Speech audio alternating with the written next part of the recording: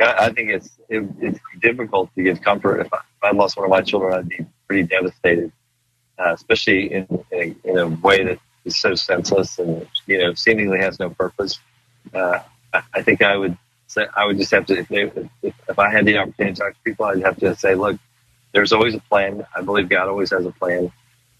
Life is short no matter what it is, and certainly we're not going to make sense of a young child being shot and killed way before their life expectancy. And so even though we can't make sense of it, I would just have to encourage them to hold on to their faith and to hold on to their belief. There's a Texas Attorney General Ken Paxton there. In leaked audio apparently from Sawyer Hackett, senior advisor to Juan Castro, talking about what he would say to some of these families of those victims of those 19 children that were killed in Uvalde. And apparently some of those things were, there's always a plan. God has a plan. That's what he said to them if he ever actually met with them. Also, he said, life is I think the most offensive part. Life is short. Not gonna excuse the deaths of those kids, but I mean, sometimes there's other plans involved, and I don't wanna just excuse for it. Well, you just did. First off, you said the life is short. How old is Ken Paxton? Gotta be in his 60s by now. Life is short for 10-year-old kids that are completely annihilated by this guy's gunfire. But let's just tell families that. That's what his approach would be, because if you don't have anything that's relatable to say to folks or any kind of way empathetic, it's because it's nowhere in you. That's the difference of people that we're dealing with. He doesn't have it in him, so it's impossible for him to actually say anything that's worthwhile. Let's go to some more graphics, because he was also pushing some of the same solutions that all Republicans have been pushing, because that's what they do. Because again, they don't have anything inside of them. It's just dark black souls. So Paxton's immediate response to the shooting was to call for arming teachers, which of course is probably going to happen, which some schools in Texas already do despite strong pushback from teachers. We can't stop bad people from doing bad things. We can potentially arm and prepare and train teachers and other administrators to respond quickly. That, in my opinion, is the best answer, is what he said right after the shooting. And by the way, when he was on TV talking right after shooting, he had a Ken Paxton campaign shirt on, because that's a good idea to go and promote your campaign while you're talking about this. Continuing, after gunmen killed 26 people in 2017 Sutherland Springs church shooting, Paxton also argued that the only answer to gun violence was more guns. I wonder if that worked out for them. In Texas, at least we have the opportunity to have concealed carry, is what he told Fox News. And so if it's a place where somebody has the ability to carry, there's always the opportunity that gunman will be taken out before he has the opportunity to kill very many. Still hasn't worked out yet for them.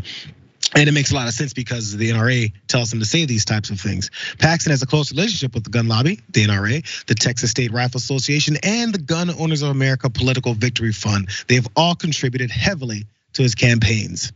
Paxton also signed an amicus brief back in the NRA's petition asking the Supreme Court to strike down California's ban on high capacity magazines. That's just because. Listen, you guys, Waz, you can jump in here, but this is why, if you're tired of me talking about the gun problems, you're tired of me talking about the people who continue to perpetuate it, if you're tired of me still talking about how they haven't given a damn yet about all these kids that were murdered, it's because they don't give a damn about those kids that have been murdered. They're continuing to hope that we forget about it so they can go back to doing nothing and saying that we have this agreement that's never gonna come to anything. And Ken Paxton can say, let's get more guns in classrooms. And hey, to the families of those kids, F you. We should keep highlighting it.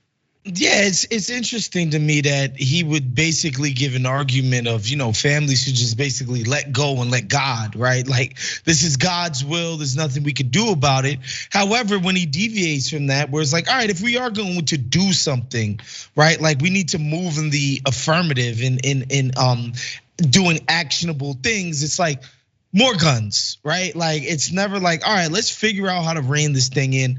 Let's figure out how to get some regulation in that would just, at least, rein this in at least to a small degree. It's never that.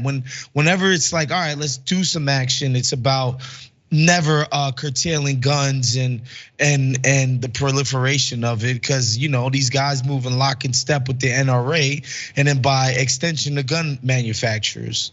And he's probably not even very embarrassed at all that this is coming out, that he said those things, and people may stop and wonder, so who else do you not care if they die or not? Especially with you being in a position of power and influential part about this whole thing.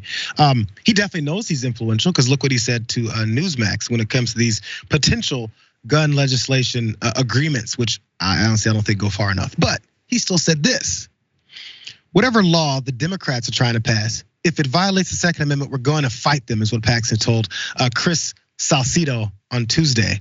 And that's what Newsmax was reporting. So he didn't really say what's in it. He doesn't seem like he knows what's in it. He just sounds like he doesn't know the framework of what's in it. But the point he definitely wanted people that were listening to know from him was, we're not gonna do anything. We're not gonna work with anyone. These Democrats, we're not gonna work with them. Why would we do anything with them? Why would that happen? They're looking to actually help, at least maybe on this issue.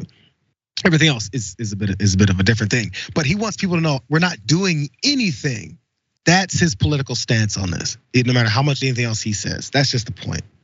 Yeah, and the thing is, man, the sad truth is this posture has never gotten these guys in political hot water. And so it would actually take for them to have some political courage to go against this wave. Like, taking this tact is good politics for these guys. And so, like, the idea that this person would show some courage and leadership, like that seems like a lot to ask from a hack politician like this dude. Yeah.